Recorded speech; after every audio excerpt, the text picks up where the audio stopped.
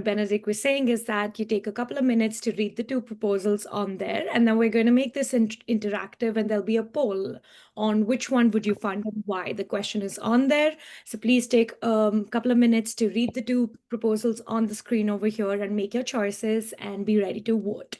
Back to you, Benedict. And we don't hear you really well, so it'd be great if, yeah, we could fix that in some way. Thank you.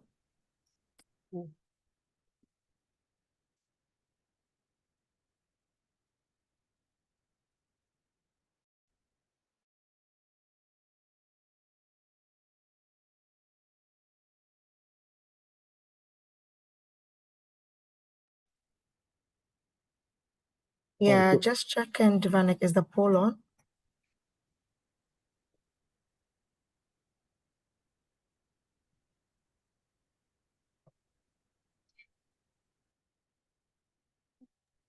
Can anyone? Oh, it's on. Perfect.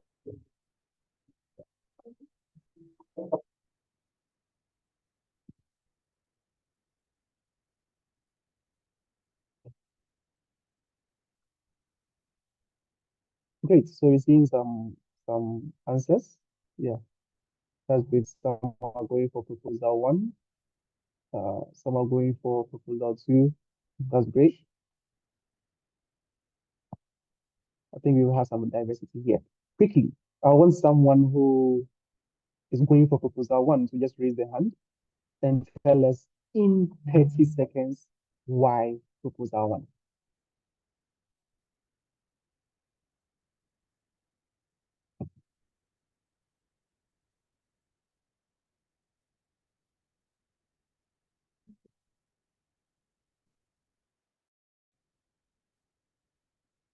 Mariana, go ahead.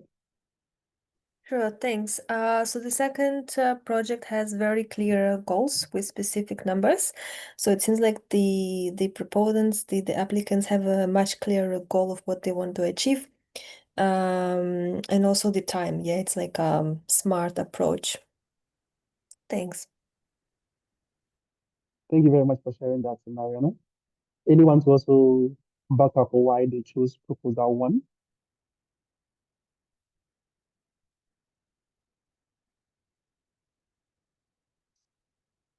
I mean, I saw the poll, a number of people also chose proposal 1, so you should be able to get at least one person to also back proposal 1.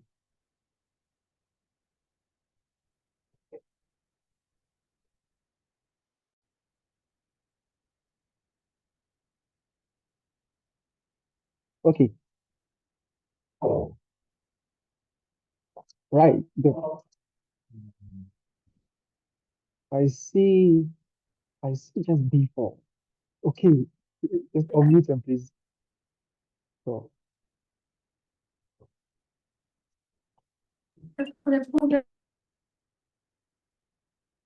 okay, if not, Panan, you can go ahead and unmute.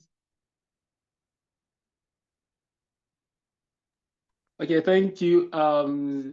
So while I will consider the first one, I think even though the second one has a SMART objective, I think the first one has more sustainability because it engages the youth, and then it's not just some particular group of farmers. So I believe the sustainability of the first proposal is somehow better than the sustainability of the second proposal. So I think that is why I would lean to the first proposal. Thank you very much, Panan. Jean, let's go to the next page. Let's look at which ones we found and why. Good. Hope you can see the screen. What funders see. So let's going to look at the two proposals. So with proposal 1, there are some common issues that need to be highlighted. One, you see that the problem statement is general, lacks data or local context. The proposed activities are broad and not clearly connected to a specific outcome. And then you see that there are no details on targets, beneficiaries, timeline, or how success will be measured. And then, of course, even though it's just a sample except you don't have budget requests being broken down or tied to activities, right? And then there's no mention of donor alignment or long-term impact. When you look at the second proposal, you see a clear problem in local context. You see specific and feasible solutions. You see measurable outcomes. You see that there is direct alignment with donor focus. And then you see transparent and realistic budget timeline. So proposal two has all that, I mean, the basic or key items that, of course, most founders will look out for. So we just put this there to help start engaging our minds on what funders will look out for when putting together some proposals. Okay, with that out of the way, we'll just move to introducing our presenter, who is in the person of Pauline Halley.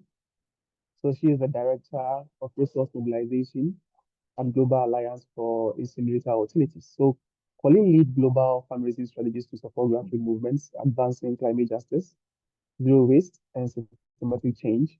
And she has nearly 30 years in the non-profit sector. And she's raised and directed over $75 million for environmental and human rights initiatives across diverse contexts. She specializes in effectively translating the power and impact of grassroots and frontline-led work for climate philanthropy audiences, building trust-based partnerships and mobilizing resources toward community-driven solutions. Her previous roles include senior leadership with Friends of the Earth International, Project Harmony, and the Vermont Public Interest Research Group. Her work is rooted in deep commitment to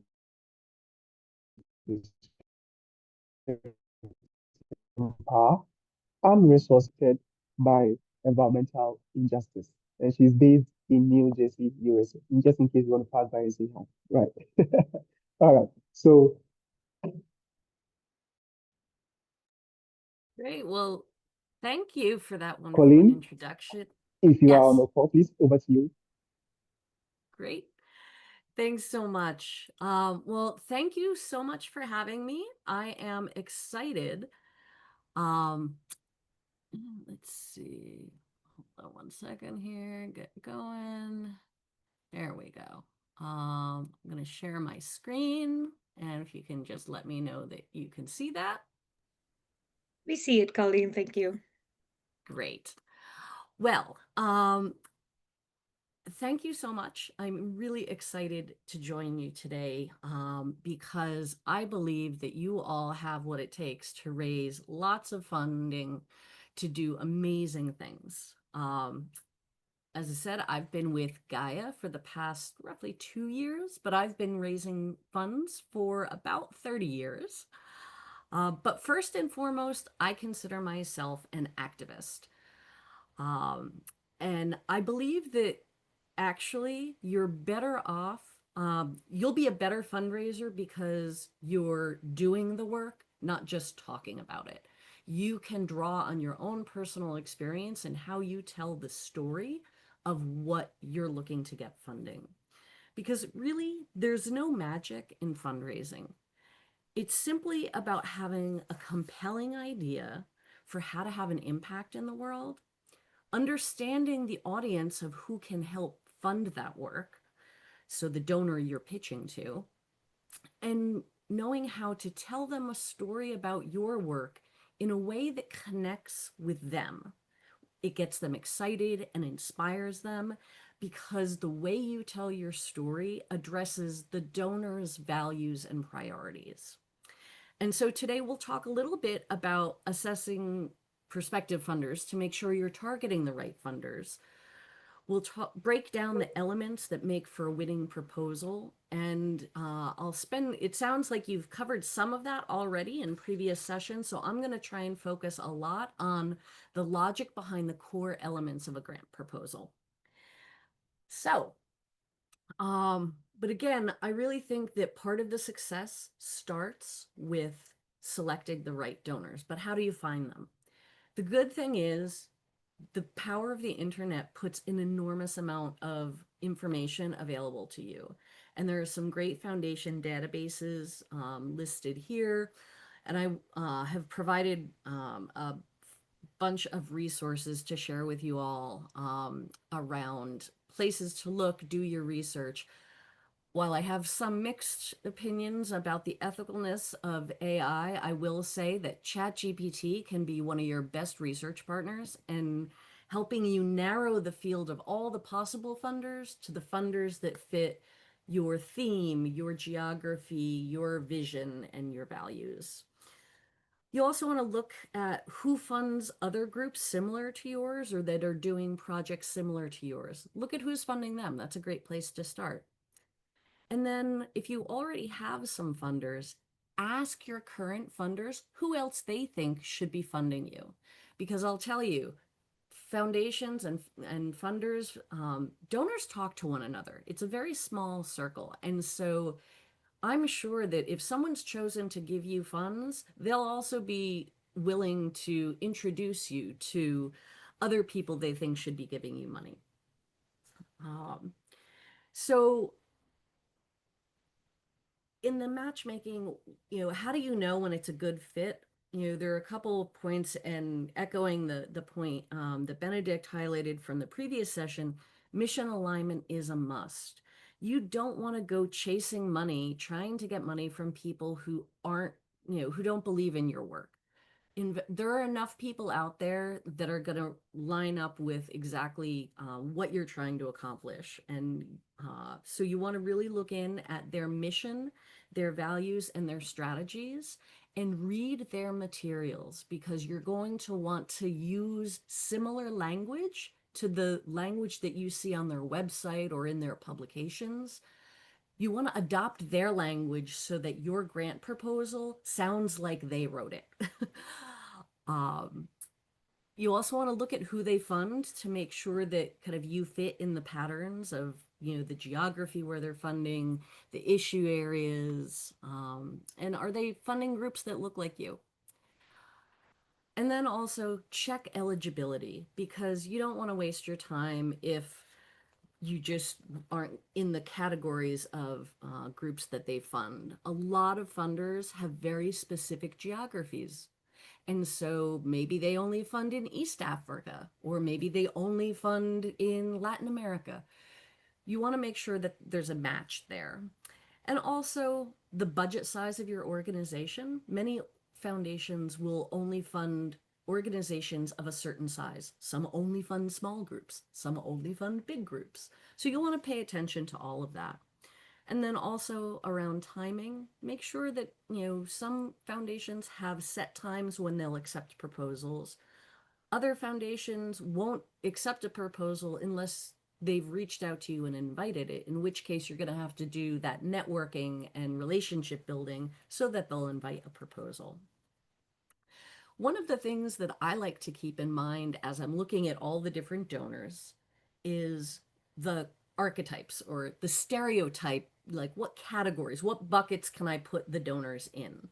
Because the different archetypes or stereotypes that a donor falls within are going to tell me how to talk to them. So a couple here, and in the resources I will share with you, there's more information on kind of these donor types and how to cater to them. But I've put 6 up here for you to consider. So we have first the compassion-driven do-gooders. I often call them the birds and bunnies donors. These are environmentalists who are really motivated because not because they want to change the world, but because they want to save the whales, or they want to, protect the forest. It's very emotional for them, and it's connected to what they're looking to protect. You also have social justice warrior types. And these are the ones who see injustice in the world and want to turn the tables, right? And so they care about who's being impacted by all the horrible things that come from climate change. And I cluster these two together because they're emotional donors. They're going to decide your application versus another based on the emotional connection they have and feelings that they get when they read your proposal. And so for these donors, you're going to want to tell stories that have people that are being affected, or environmental areas that you're protecting. You want to play on the emotions with these donors. The next 2 categories would be kind of what I call your political animals and your policy wonks, right? These are the folks that are like the movers and shakers. And so this also includes a lot of what we call the big greens, right? The big, very often global north based NGOs that do environmental work. They're politically connected. They see policy as the way that change happens. And so you're going to want to focus in on your political analysis in your proposal. Really talk about the kind of the lay of the land of, who's in power, what opportunities exist, what are the levers for change. And that's what's going to motivate them, because they'll see the political strategy that you're putting forth. Similar to that is also the development assistance funds. Those will often be, they already know what they want to accomplish, and they're really just looking for service providers who can implement that. They already have kind of the goals, and you have to kind of match in with them. And again, they're looking for efficiency in who they're going to hire to implement that vision.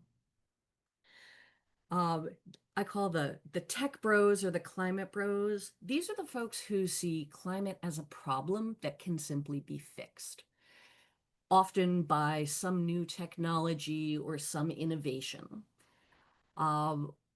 This is the Bezoses of the world and the Bloombergs. Very often, the big billionaires that have foundations will, they look to solve problems, and so they're going to respond to statistics and numbers, and they're going to want to know how much greenhouse gas is going to be reduced because of your problem, and can it scale, and how quickly can it have an impact.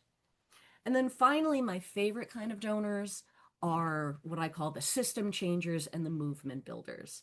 Unfortunately, there are fewer of those than there are of like the climate bros and the big development assistance funds. But the system changers and movement builders understand that change is hard, it takes time, and they're likely to want to fund a lot of different interventions to get at the big picture problem. So again, why do I tell you this? Because depending on which buckets your read of the donors is going to affect how you tell the story. For those climate problem solvers, talk numbers, stats, speed, and scale. For the political movers and shakers, your political analysis of what's happening on the ground and where you see the opportunity to change. And those compassion and justice warrior givers, stories, emotional stories that are rooted in justice and good. So let's move on then to the core elements of the grant proposal. I think the important thing to remember is that there's a logic to this. You're leading the reader of your proposal on a journey, describing a problem, introducing a problem solver, which is you, and then you're going to propose a solution and describe the strategies and activities that will deliver the results to achieve the goal. The challenge is it's not always linear, right?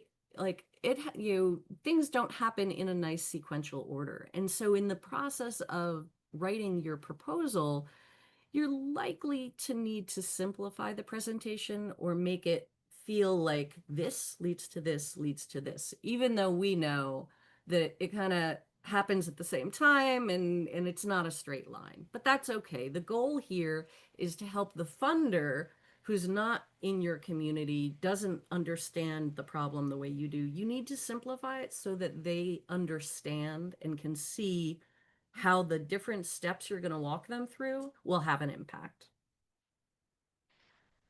And so the most important thing, and this is where you start, and you got to start strong, is to state the problem your project tackles. You want to be specific and local, and we just did this in looking at the 2 different grant proposals, right, in the poll.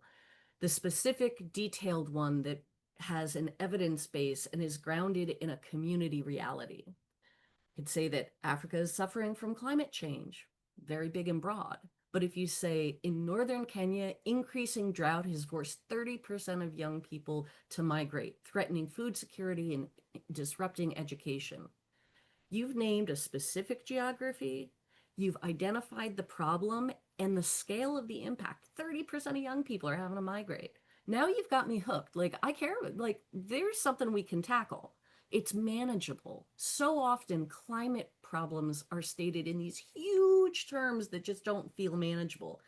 Your goal in defining your problem and your goal is to make it achievable. Make it sound like something that you actually can make a change with. And then again, connecting to the emotions. When you talk about yourself, the next piece, is introducing the hero. Be the hero of your story. So you've laid out the problem. Now, why is it you?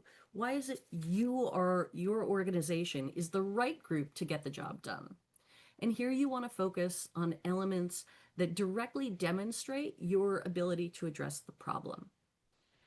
You may do a lot of different things. You don't need to tell them the extensive full resume of what your organization does. You want to focus in on the specific things that say, we've done this before and it relates to what I want you to fund. So the more specific in referencing things that you've already accomplished, if you've already accomplished it, they're going to know you can do it again. And you want to also talk about your relationships. Who do you work with? Who are your allies? What are your connections that give you access to the power that's going to cause positive change? From there, you go into what's kind of the logical framework presentation. And again, this is kind of walking them through the steps of how to get the job done. The goal is that big picture vision, and you want to think big, and it should be inspiring. From there, you move to the strategic objectives, and this kind of breaks that big goal down into some strategies and steps that are specific, measurable, achievable, relevant, and time-bound. They often call them SMART goals, right? But this is kind of the steps in the process. For each step, there's going to be a series of activities that you're going to do. In presenting the activities, you want to be specific enough that the funder can clearly understand and see what you're doing. So avoid vague phrases like, we're going to advocate for X, Y, or Z. Instead, describe what advocacy entails. What does it look like? We're going to be organizing trainings. We're going to hold meetings. We're going to meet with decision makers. We're going to launch a campaign, right? Make it tangible. The more tangible you can make your activities, the more it's going to resonate and feel doable for the funder that's reading your proposal. Outputs are the tangible, countable evidence of what your activities have produced. Number of workshops held, people trained, the materials you produce. You produced a report, you distributed it to X number of educational institutions, right? They're quantifiable often. And what those things do may or may not work. And that's why you have outcomes. These are the indicators that what you're doing is actually having the effect you want it to. They're measurable change. And so you want to think about how are you going to know you're succeeding in your project? And so, well, if I do all of this education, it's going to inspire more youth to get involved in this. So you're going to look, and can you see evidence of that? Those become your outcomes. And then finally, again, stating your impact. It's really important to know what's going to be different if you succeed in your work. And in developing this, I always start with the outcomes, because if you know where you want to end up, you can kind of work backwards to figure out how you're going to get there. Also, word of advice, don't get stuck in confusion. Well, is it a goal? Maybe it's an objective. Like, is it an output, is an outcome? The end of the day, the thing that matters most is that it makes sense. And that if I handed this proposal to my mom, who doesn't really understand what I do for work, would it make sense to her? get a friend to read your draft proposal, and somebody who doesn't know about your work and what you do. That they can often give good questions about, like, pointing out the things that are so commonplace for you that you don't understand, that you don't even see, that you failed to address X, Y, or Z. Moving ahead, I know I've only got a short bit of time. Again, going to share some great resources with you all that go into more depth on all of this, and happy to if we have any time for a couple questions and answers at the end. But on the budgeting front, I think, we've already talked a little bit about this, but you want your budget to be specific and detailed, because it's also telling a story. So this first one that you see is just very, very general. $5,000 of supplies. It doesn't give me any sense of, like, well, what are all these supplies? That's a lot of money. The second version, the one that I'd suggest, that more detailed, breaks it down. Workshop materials. 4 workshops, $100 for each workshop, flip charts, markers, materials. Like, okay, now I can see where this is going, and that seems reasonable, right? And you want to make sure that the budget you present reflects the narrative, that there aren't big things you talk about doing in your narrative that don't have a budget element to them. This is where funders are going to look to make sure that when they look at the budget, that it matches what you're talking about in the narrative. And is it realistic?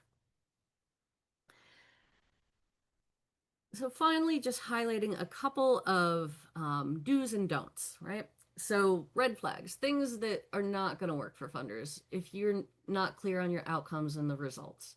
And I think that is the most important piece, is be clear and identify specific, detailed results that you hope to achieve. Again, you don't want to be too ambitious, right? If you're a group of, if you're a small group of 10 people in your organization and you're doing a project, make sure that the scale of what you're putting out there is actually doable by 10 people. And also make sure that you're not duplicating efforts that are already out there. So it always helps to make sure that you have some unique value add that you're bringing to this.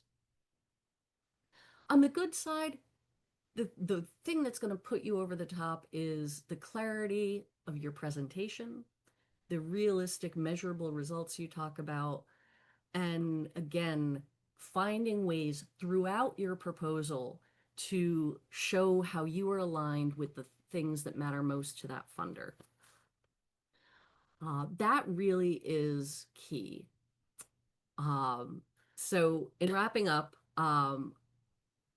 grant proposals are going to be successful when they focus on the audience that they're being written for.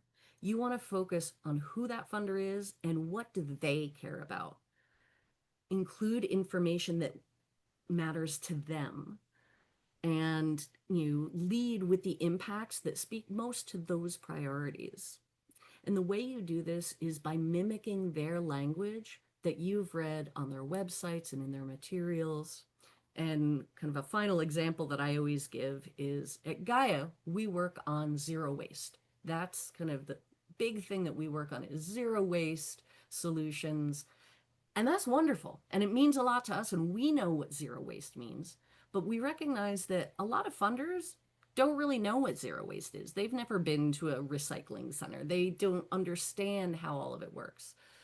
But what they might care about, climate donors in particular, they care about methane pollution and greenhouse gas reductions. And so rather than framing the project that I present to them as supporting zero waste, I'm going to lead with what I know they care about.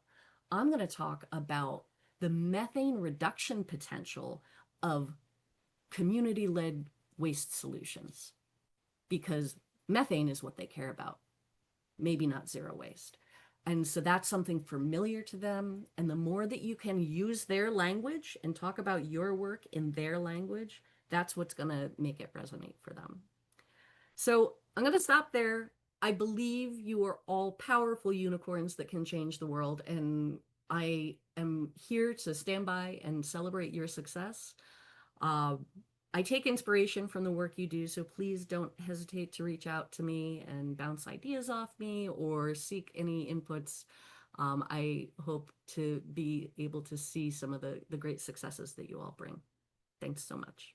And I don't know where we are at time, but if we have time for one or two questions, I'm happy to take any. Otherwise, I can always follow up with folks afterwards. Thank you very much, Colleen. That was very crisp and very straight to the point. And of course, we'll come to questions. We'll come very much to questions. I'm sure they have a lot. We'll have an activity, then we'll come back to the questions. So you just get some water, and then you tackle the questions later on. But that was amazing. Thank you very much. Very short, very straight to the point, and very informative. Thank you very much for sharing these insights, and I'm very much sure that our participants are very much appreciative of all that. Currently, what we are going to the next session, and that is I'll leave all that. I'm not going to talk about it that much. I'm just going to leave all that for our next speaker, who is in the person of Aishka Najib. So she's a MENA regional facilitator from Youth Climate Justice Fund.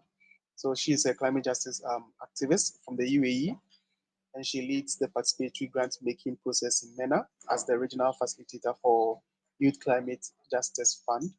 And she brings experiences of fundraising, grants writing, and creating flexible and accessible funding models, especially from a feminist and decolonial lens. And she also has an area of expertise working in multilateral processes, namely through UNICEF and UN Women, where she has led the work on climate justice through the intersections of child rights and gender equality. We could go on and on, but this is just a brief about Aishka Najib. So Aishka, over to you for the next session. Thank you so much. Hi everyone, my name is Aishka, and as mentioned, I work with the Youth Climate Justice Fund. And honestly, I am really delighted that I get to be a part of this bootcamp and share the space with you all. So just to start you off, the next session is going to be focused on your wisdom and your expertise and trying to put into practice what Colleen had shared with us in so much of detail. So the session is really going to be your space to for you to test out on writing a grant proposal and pitching for a project that really matters to you. So we have prepared a dummy call for proposal that we would like to share with you guys. I can drop the link to it in the chat, and I'm also going to quickly walk you through it so that you have a very much a full detail of what that proposal is asking for and what they are looking to get from your own pitches. Okay, it's being shared. Thank you so much. So if you can see, initially there is a bit of an introduction about the organization or like the philanthropy that is providing the grants, right? It is called Earthroot Foundation. They've told that it's a global philanthropic organization. It focuses on Africa and other global South countries. It's prioritizes frontline communities that has that needs more urgent support, right, in terms of climate crisis, and they're looking forward to solutions that kind of addresses these urgent crises that frontline communities are facing. It also talks about that they like to fund projects that are very much solution oriented, that focuses on capacity building and storytelling as well. And it also shares that they've been here for quite a long time. They've been here since 2012, and they've supported over 150 grassroots projects, right? That combines local knowledge, climate justice, and systemic impact. So it kind of outlines what this organization really stands for. And then the second part of the dummy call for application, you can also see what this grant is specifically for, right? So it lays out that this is a specific grant that is to support climate-led, community-led climate initiatives, and they're focusing on building resilience, reducing emissions, and promoting environmental justice. So that's something to be kept in mind as well. And they've also asked that the project should be demonstrating innovation, inclusion, and impact potential. So these are three things that you also need to keep in mind, because this is what the grant is specifically looking for.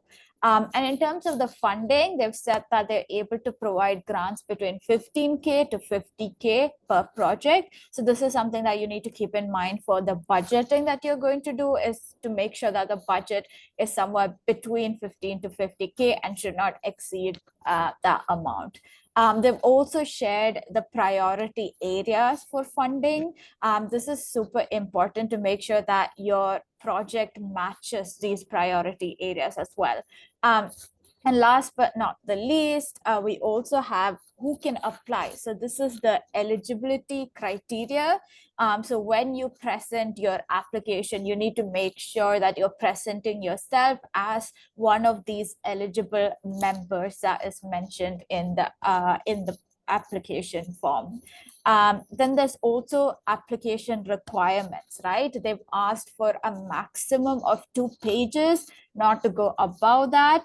And it needs to have some of the following sections. So number one, it should share the problem that you're tackling, the strategic objective behind choosing such a problem. What are some of the key activities that you have planned to tackle this problem?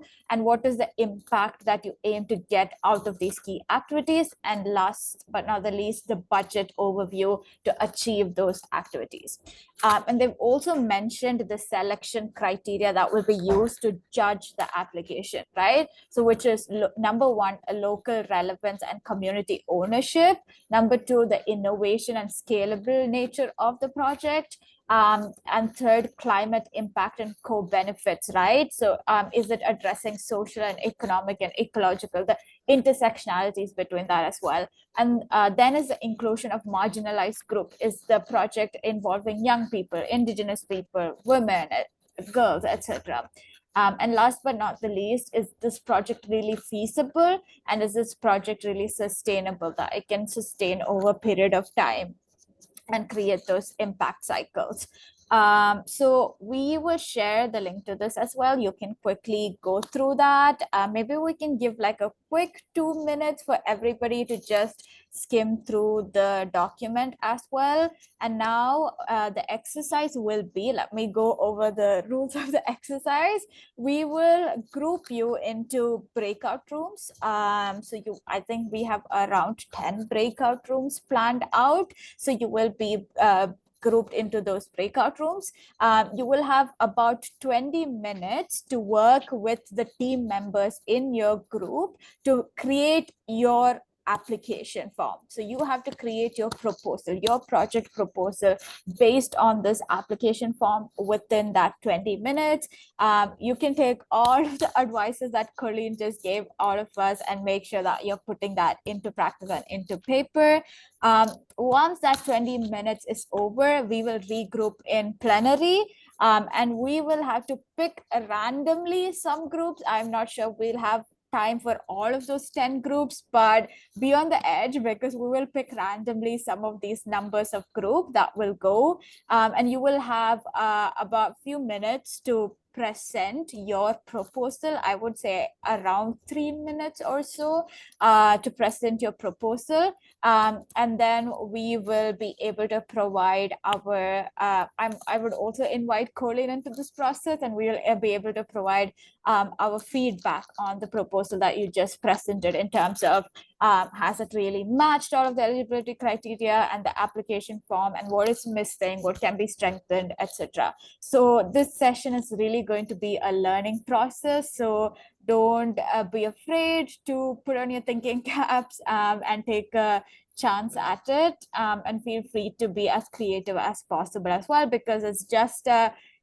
fake kind of grant. So be as creative as you want as well. So I'll stop there if there aren't any questions specifically on this process, and I will pass it over to create that breakout rooms and kind of transition us into that.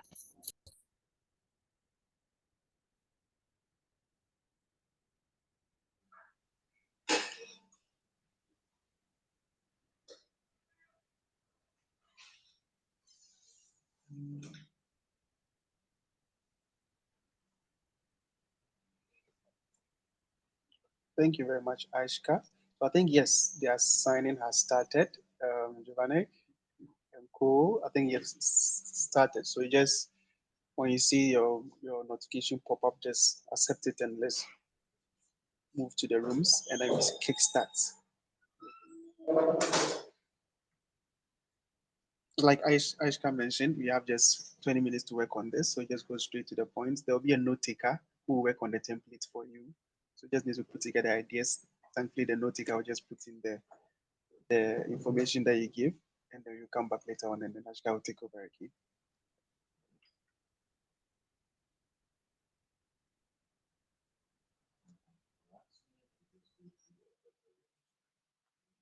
I think it would also be helpful, Colin, if you're with us, to join me in hopping around from one breakout room to the other to see if there are spaces where we can give them some mentorship and some guidance as they use that 20 minutes to develop their proposals.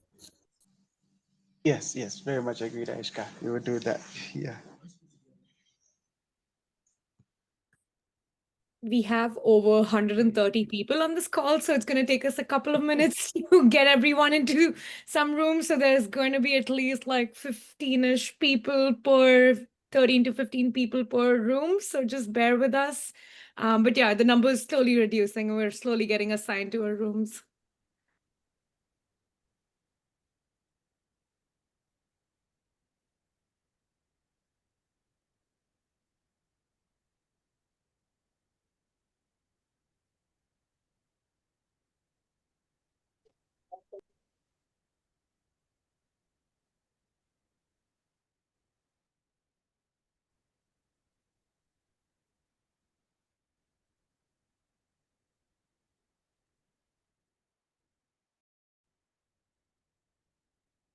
I think participants are having the leverage to join any room. So yeah, please join any room you want.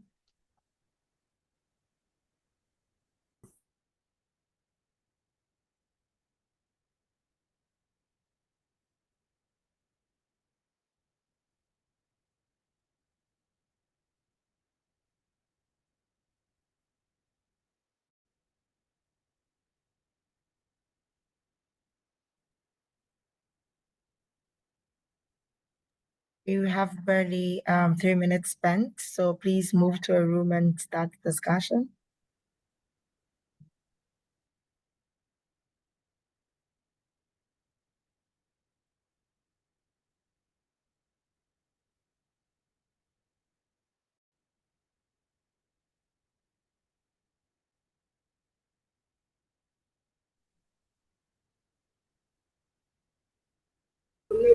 Please, I was supposed to be in breakout room 1. I was placed in breakout room 9. I just left. So if I can be reassigned to breakout room 1. Yes, certainly. Sorry about that. Hello, please. Hello. Hi, Protest. Do you mind speaking? Yes, of course. How do we move to the loom? Are you able to do that? Is there any option for you to do that? Otherwise, I'm happy to assign you.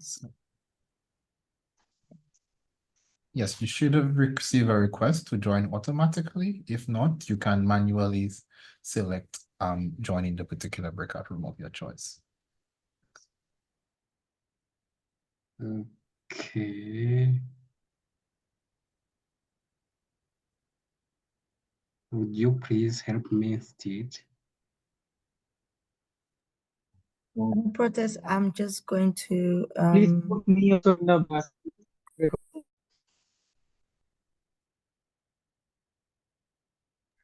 Hi, Giovanni. Sorry, do you mind making my colleagues co-host so they can support in assigning? Paul and Benedict.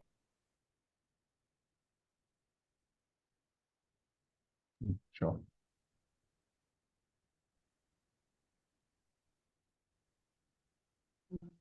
Hello? Hello?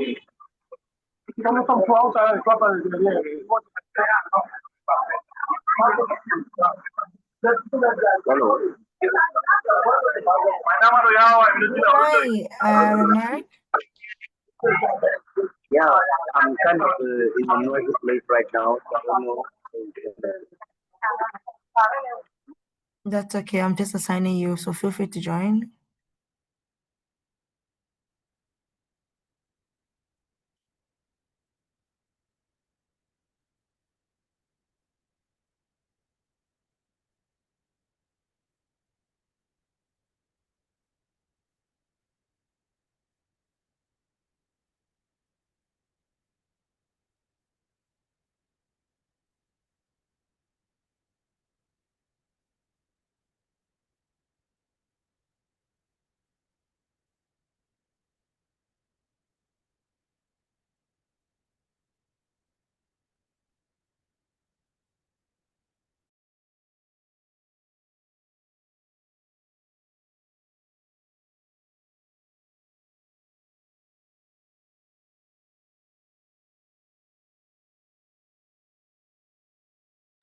Is anyone struggling to join any room?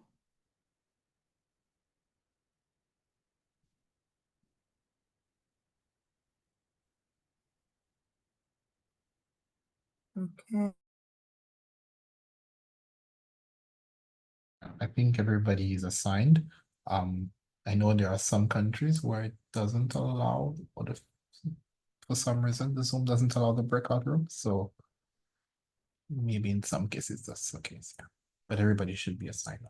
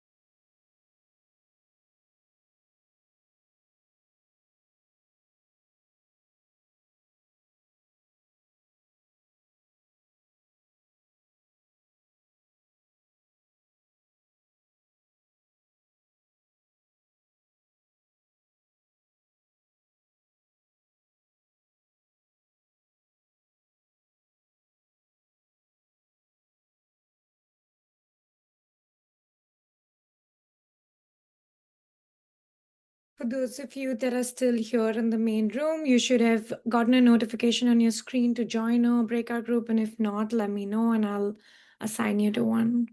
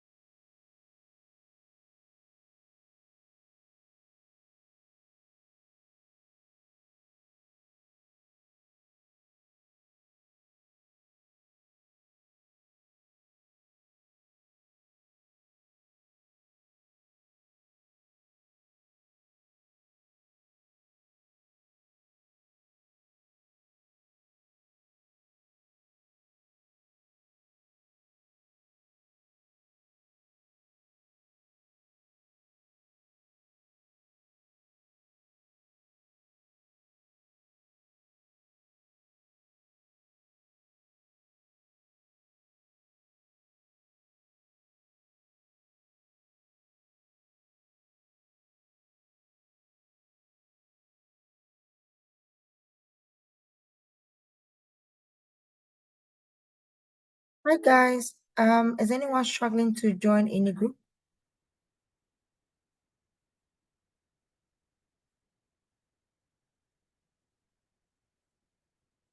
Angie, are you struggling to join a group? Okay, I'm just gonna move it to a different group then. So for those who are struggling, I'm gonna move it to a different room. Try joining and let's see. The discussions they have already started, so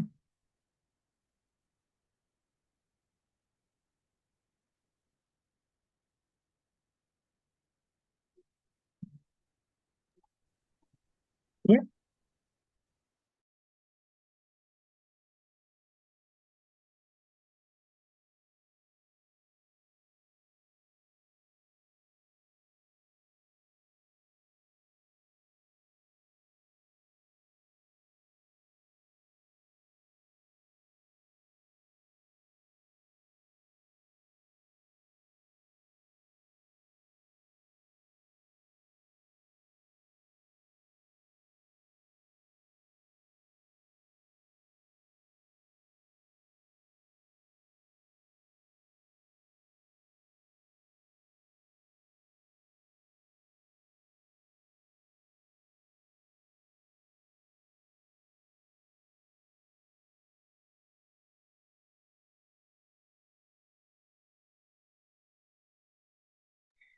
Hi, Giovanni. Would you mind adding 10 minutes to the breakout,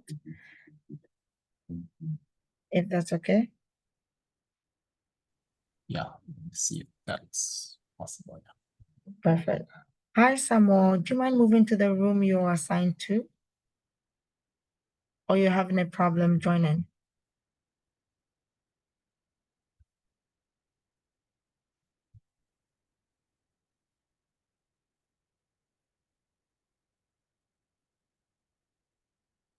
Hello, Samuel.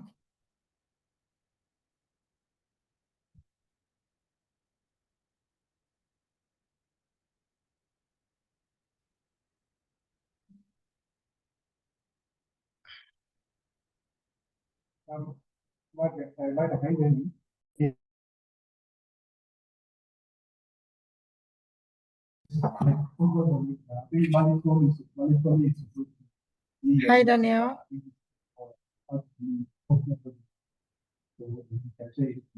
Hi, Danielle. Are you having issues joining any group?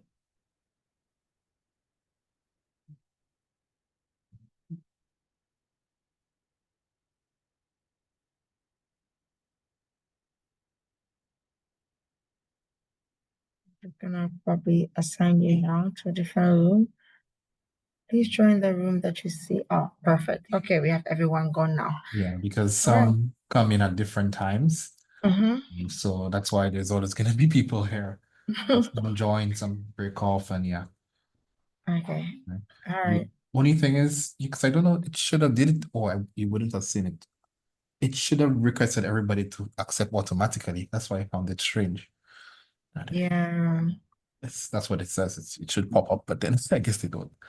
The other thing I was just checking, yeah, I'm not gonna accept those who just join us yet. Yeah, I'm just doing that. And I'm just gonna assign them. Hi guys. We're having a breakout now. Please join any breakout. Just gonna assign Osarabo.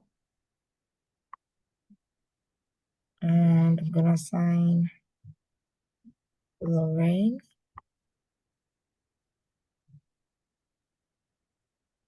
Gonna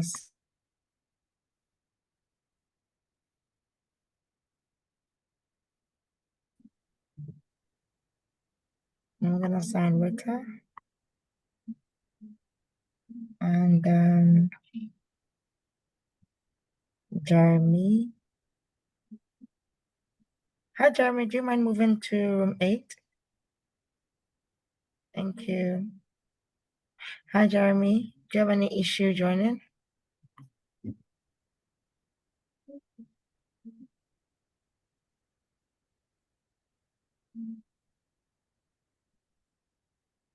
Hi Giovanni, are you able to extend the time?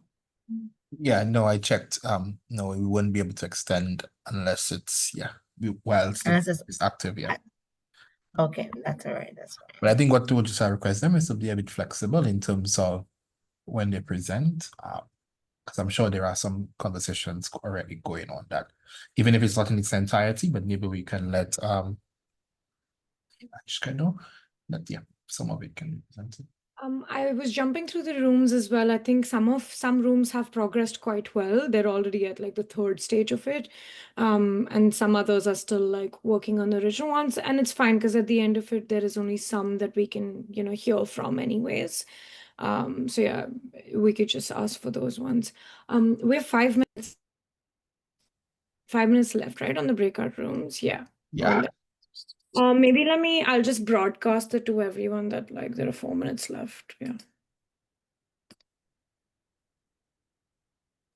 Hi guys, we just joined. Do you mind moving to a room just to join in the discussion? We are just barely 5 minutes away. You should have access to broadcast the message, right, really? Yeah, I'm just sending it. I Perfect. think everyone should have received one now.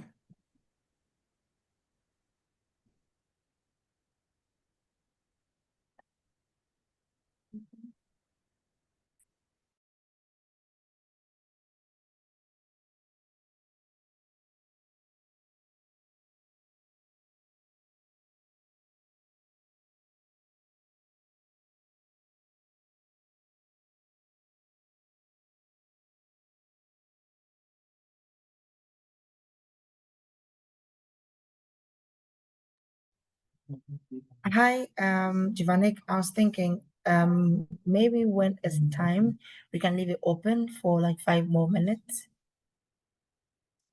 I think it automatically closes.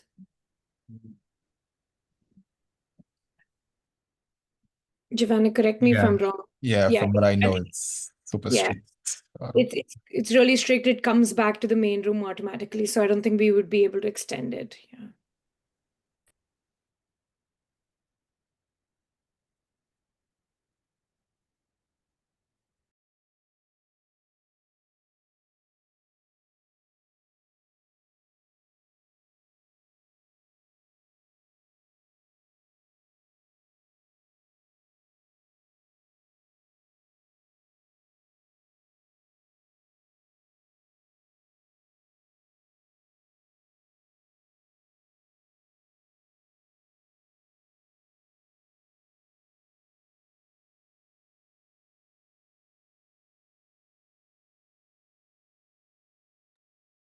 So just a quick one, Givanik and Rudy. In case some groups weren't able to do much, would we give them time to probably just move briefly back to the room and then just, The thing chop is, it up?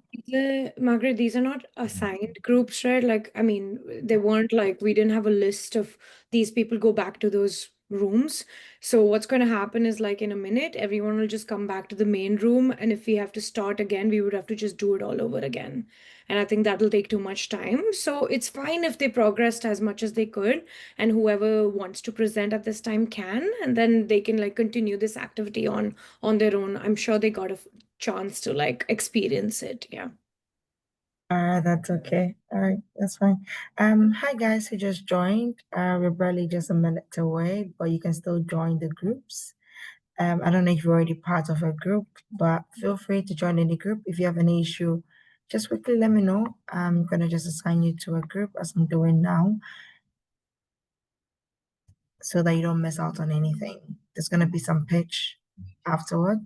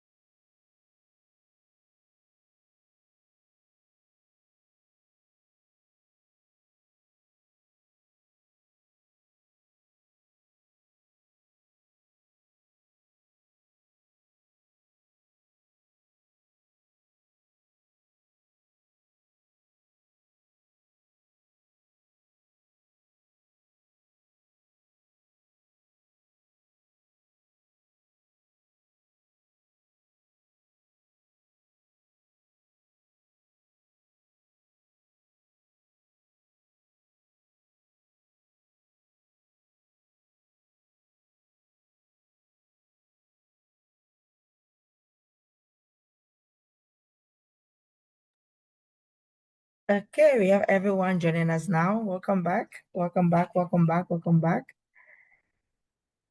Just gonna give 1 minute and then I hand it over to Benedict. I'm sorry, Ashka. Hi, Ashka. Are you here? It's closing in 80 seconds, it shows, so less than a minute left. Okay. All right, cool. So people are starting to join. Okay. Just maybe let's get some reaction to know how the discussions went. Some reactions, maybe a thumbs up, a heart emoji, a blowing horn emoji, any kind of reaction to know how we enjoyed our session.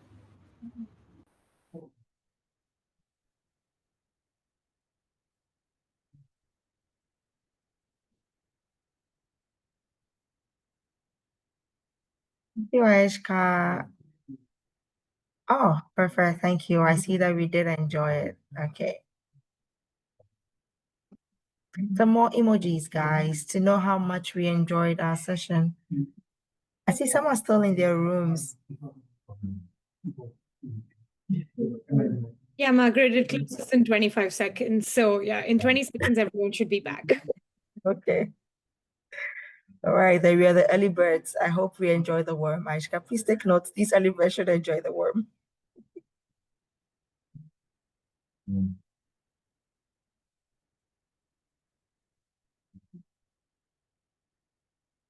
Okay. Welcome, everybody. Welcome, welcome, welcome. Can we see some reactions to see how much we enjoyed our session? Some reactions. A thumbs up, a heart emoji, a celebration emoji. How much did we enjoy this? Oh, thank you, Eric. Okay, you did enjoy this. Thank you. All right, over to you, Ashka. Okay, I'm actually really excited to see what you all have come up with. And I know it was definitely very much stressful because you only had 20 minutes, and in the real world, you definitely do get more time than that to work on your proposals, and to time to kind of sit with it and understand what the application form is requesting you and to work around it. And this was just so I just want to say that all of your efforts that you put into it, like really big kudos to that, for thinking of certain proposals and solutions in just under 20 minutes. That's definitely something incredible, and I'm really excited to see what you guys have come up with. I found this website that generates random numbers, so I'm just gonna screen share and try to pick like 3 random numbers through that website, and we can have our first 3 projects and give feedback to those first 3 projects. And if we still have more time, then we can go ahead and find more.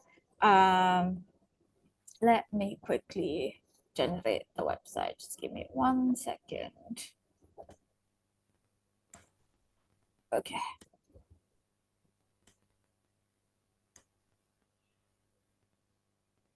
Okay. So let's see. Our first number is breakout room 7. So feel prepared. Then we have breakout room 10. And then we have breakout room 8. So it is 10, 7, and 8. So first, it was first 7 and then 10 and then 8. So I'll start sharing my screen. And I will let the facilitator of breakout room 7 come in and share. Do you need a timer? I'm happy to set a time. Oh yeah, that would be super helpful. How much time do we want to give up? About 3 minutes? Does that sound 90, okay? 90 seconds. 3 Oh, minutes is oh my quite. God. Not even 3 minutes. You guys have you guys, yeah. Go ahead, please. So how many minutes? Or 90 seconds? 90 seconds is good, yeah. Okay, perfect. All right.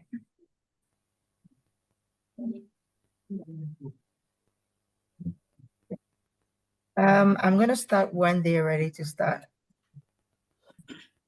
Okay, so from group 7, I hope you can hear me. Yes, we can, and your time Okay. starts now. Okay, so in group 7, we decided to work on a climate education and youth empowerment project. The problem we identified was low levels of climate literacy and limited avenues to take climate action. So we identified that in our generation and the younger generation, there are not a lot of people that know exactly what climate change is and the impact it will have. There are also a lot of people that don't know how to take action or how they can be part of the action. So those were the problems we identified.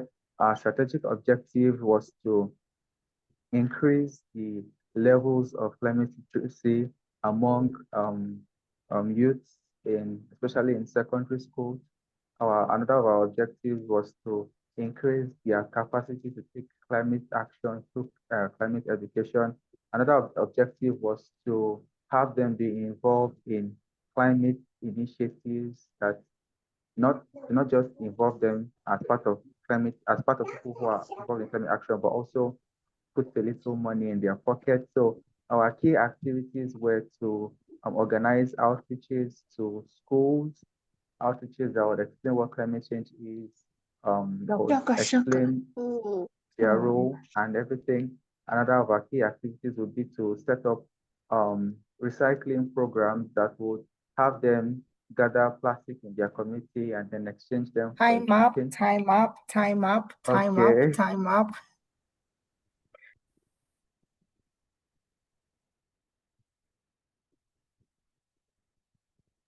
Maybe we can move on to the next project and then we can give feedbacks together at the end of it. So then we have group 10. It's your turn.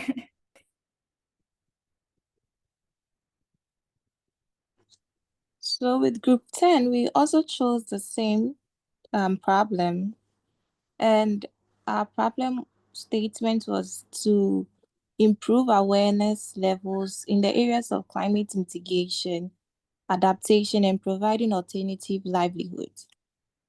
Our objectives, our activities were to introduce this through creative arts, cleanup exercises, and recycling. And our proposed impact was to improve air quality through air monitoring and activities, and to reduce waste through the recycling project. With our budget, we had barely any time, but the elements we considered were human resources, logistics, venue, and materials for air quality monitoring and recycling. Thank you. They have 30 minutes, 30 seconds left. That's good.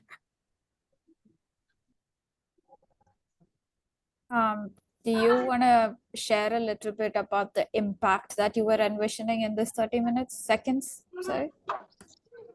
So with the impact, we were looking at improving air quality levels through the cleanup exercises, where we are going to reduce the amount of waste available, and then with available organic products, we were going to do recycling to help the youths that are in alternative livelihoods to have organic for agriculture.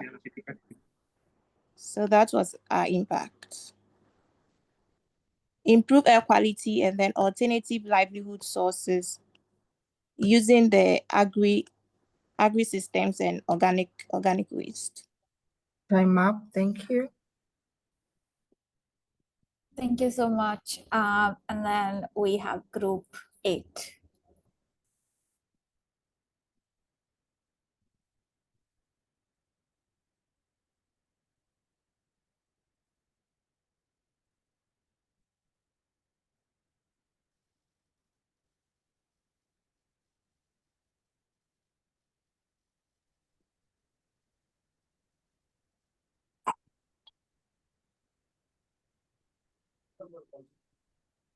Do we have anyone here from group 8?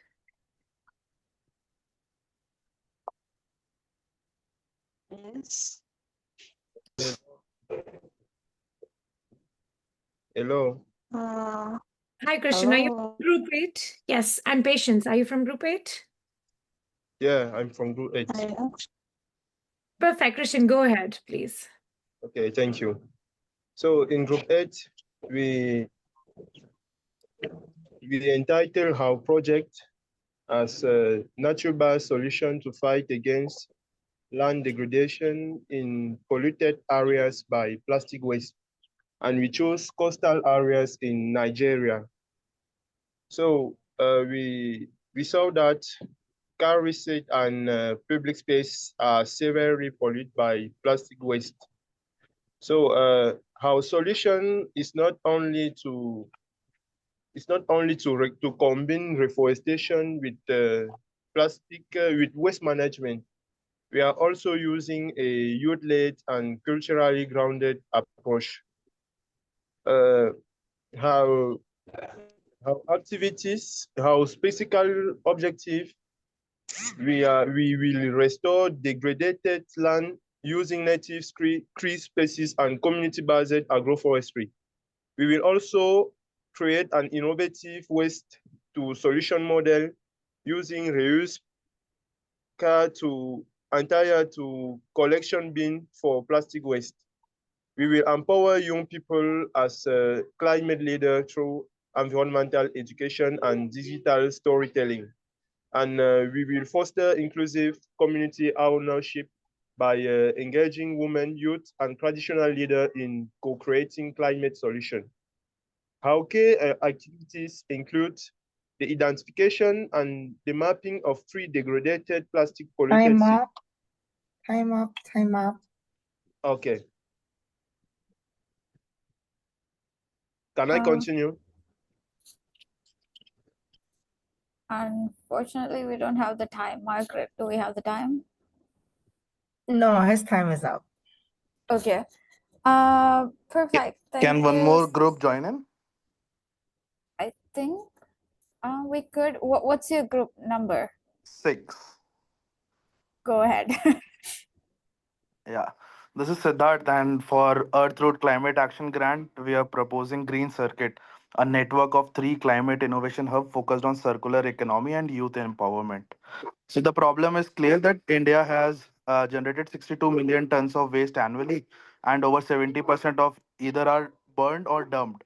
At the same time, informal waste work, especially women remaining in economically invisible areas, have to walk through this climate impact in their schools rarely become, and then climate in their school rarely becomes an action. So the solution is green circuit labs, local innovation spaces where 300 plus youths and waste workers will be trained to turn plastic, fabric, and food waste into useful products. What we would do is we will repurpose over 50 tons of waste in just first year. Each lab will generate at least 15 green micro enterprises supported with mini grants, and 2000 plus school students will be part of hands-on climate literacy and real world project.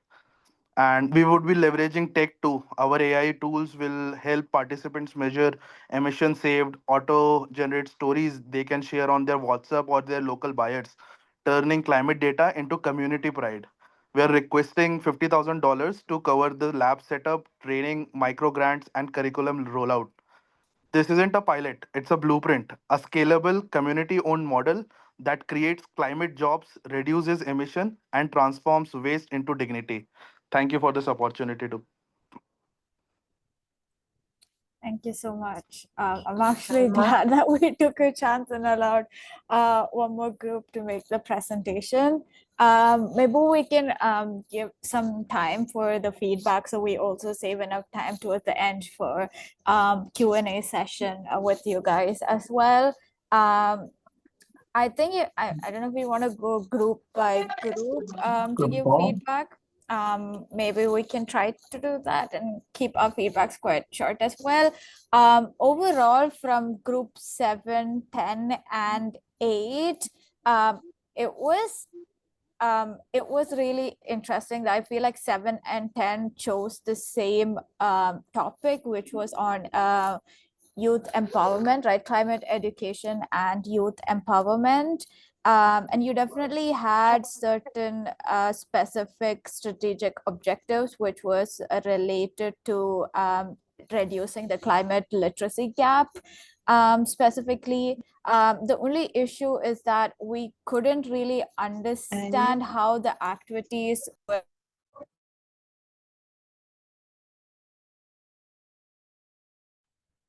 Aishka, you're muted. Oh my God, I'm so sorry. You're good. Just the last sentence, you're good. Thanks for reminding me. No, I was just trying to give a feedback for group 7 and 10 that was focused on climate education and climate education and youth empowerment specifically. I think you guys have had a very specific strategic objective, which was to reduce the climate literacy gap. The kind of issue that I found was how the activities you proposed actually matched that strategic objective.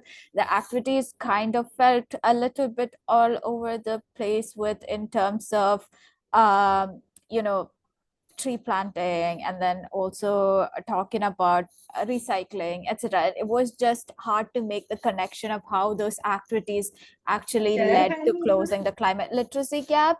So if you could have made those connections a little bit more better, it would have been really helpful. And in terms of impact, the impact was a little bit hard to understand how it would be one scalable, but also most importantly sustainable. Like, how do you keep that pattern going?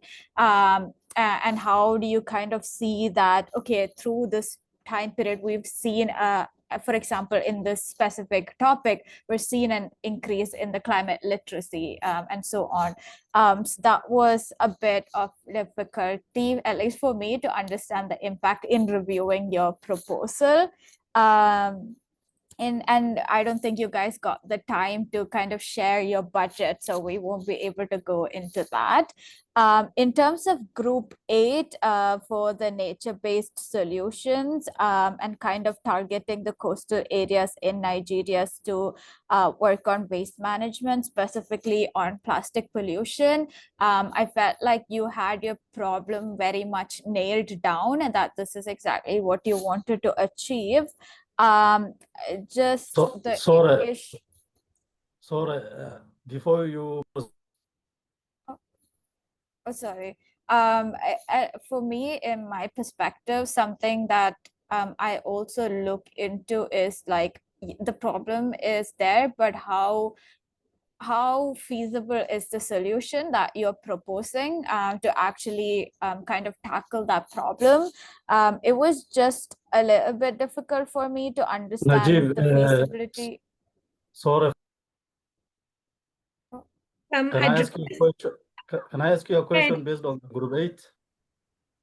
Ismail, you can drop your question in the chat. We request all participants to continue muting their mics. Please don't unmute while Aishka or the speaker is speaking. It's very disruptive. Please drop your question in the chat. Aishka, back to you. Sorry about that. No worries at all. Please feel free to drop your question in the chat. It would have just been really nice for me to understand how you kind of make that project like feasible. I will stop there and I'll actually pass to Colleen for more reviews. But something that we really look into while reading the grant proposals is how it matches with our objectives and what we wanted to achieve. I feel like that was kind of highlighted in the dummy proposal in terms of kind of our set principles. So we kind of see how much the project proposal aligns with that. I feel like overall with all of the pitches made, it was a bit difficult to kind of thread that story of this is how you actually align with the proposal or with the grant that is being provided. I'll stop. Great. I don't know that I have too much more to add. I definitely echo what Aishka said. One of the things I wanted to that stuck out for me was with, I believe it was group 10 that talked about air quality and improving air quality. I would just caution to if improvements in air quality can be hard to measure, right? And so while it can be great, you want to make sure that you're not hanging too much on that if it's something that's too complex for you to actually be able to measure. Sometimes to be able to do that, you need special technology or things like that. So when you're pointing to indicators that you're going to use to assess your project, make sure that they're accessible and relevant to you.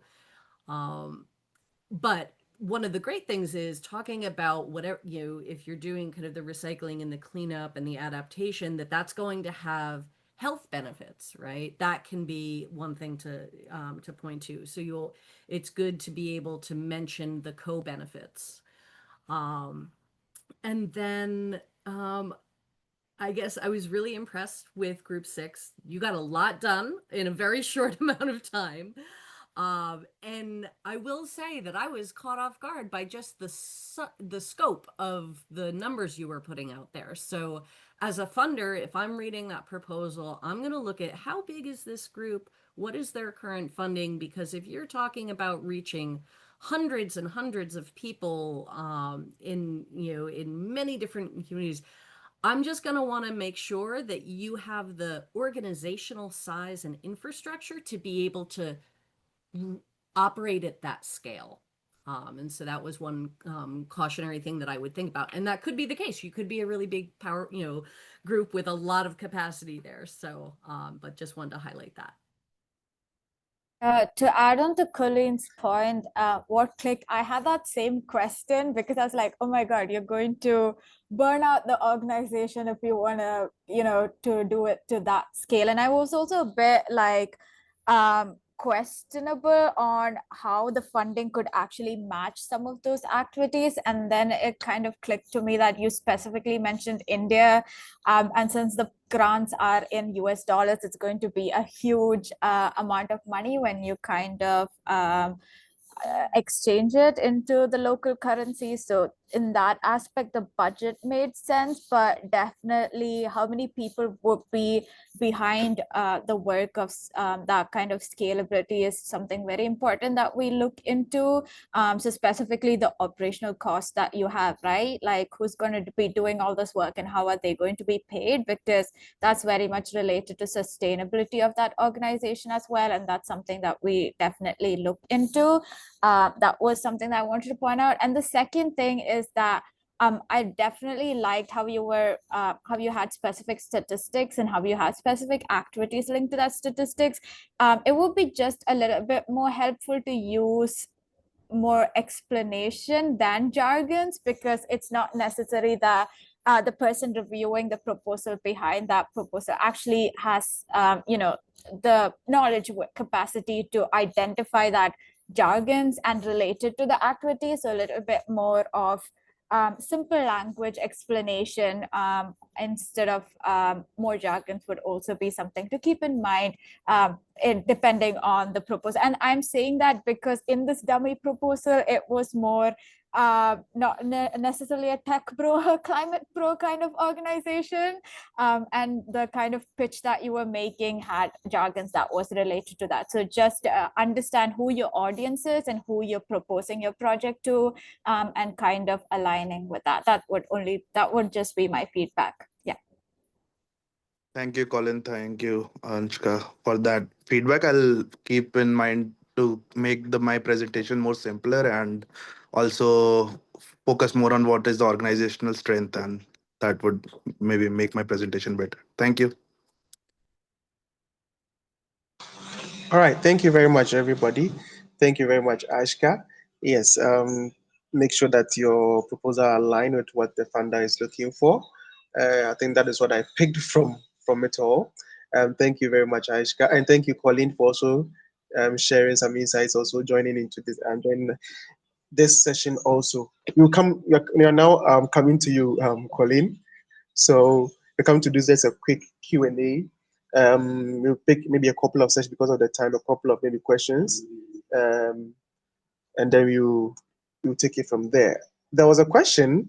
I think the person asked at a certain point in your presentation, but unfortunately I checked.